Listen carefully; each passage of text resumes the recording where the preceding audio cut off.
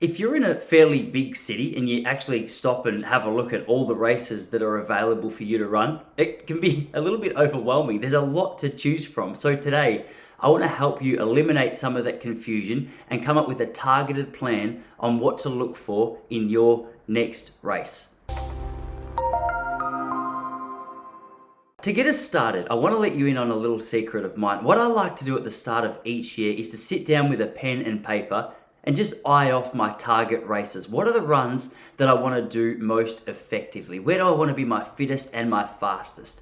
If that's a marathon, maybe I'll schedule 4 of those in a year. If it's a 10K or a half marathon, maybe I'll look at doing something like 8 or 10, depending on fitness.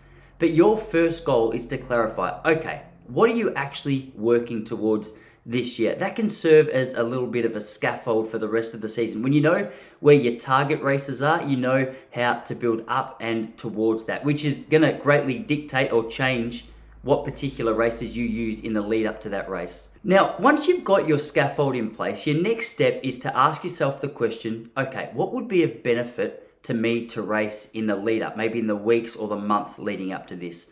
Myself, if I'm racing a marathon, I like the idea of going out and doing a half marathon about 6 weeks before at a roundabout marathon pace, just to get a bit of a feel for it, to go out there and make sure I feel comfortable at my goal pace, but to also get an extended workout. It's a really nice mental practice for me to do about 6 weeks before that race. If you're running a half marathon as your target race, you might want to go out 6 weeks before and race a 10K. The idea there is you're obviously running at a lot faster pace than what you're going to for the half marathon. You're building your fitness, you're building your confidence, because you know if you can maintain a certain pace for 10K, then going into a half marathon should feel easier to run that particular race pace. So, what is your big goal, and what is it that you're looking to get out of the target races that you're building up towards the big goal? All right, but maybe you're sitting there going, all right, Tyson, first of all, okay, I'll go and plan my annual thing and I'll go and plan these other races, but I have no idea where to find all these races that you're talking about. Can I tell you the best way? Google. Just Google it. Wherever you are in the world, I'm in Melbourne, just Google 10K races in Melbourne, half marathon races in Melbourne, marathon races in Melbourne. Even look a little bit broader. Look beyond where it is that you are if you're happy to travel a little bit. But a simple Google search is going to return a whole heap of results for regardless of where you are in the world or what distance you're trying to run. You're going to come back with some really good options. Now, when you're looking into these races, there's a few things that you're going to want to look into. Obviously, if you're new to the running world, some of these races can be expensive. So take some time to consider how much you're willing to spend on this particular race. Is it near you? Can you stay in a place close to the start line of the race the night before? Will you need to travel? Will you need to fly? How long's the drive? How much is it all going to cost? Do that planning well, because if you plan a race on the other side of the country, obviously, yeah, not just paying for your race fee, but you got to get there, got to get accommodation, you got to get your food, you got to look after all that as well. So if you're looking for a bit of a cheaper option, just find one close to home.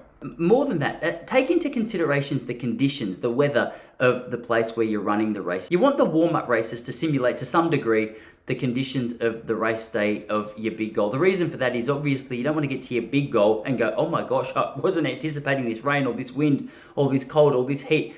Take some consideration for the weather surrounding the event that you want to run well.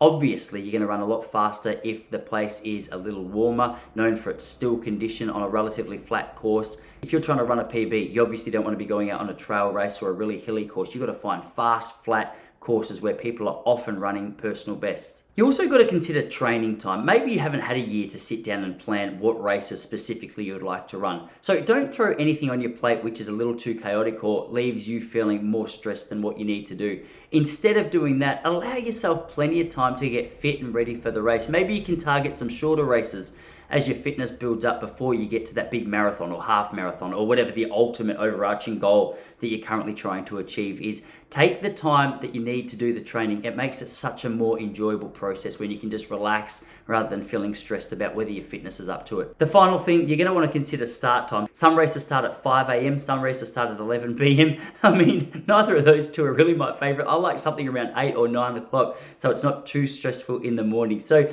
consider what time you would like your race to start as well. It's another good point of consideration. If there's anything I missed, make sure you list them in the comments below. Got new videos coming out here at Relax Running every single week. If you haven't already checked it out, make sure you go and listen to the Relax Running podcast. Got nearly 200 episodes over there. But for now, good luck with the hunting for your next race. And if there's anything I missed or anything you need help with, let me know down in the comments below.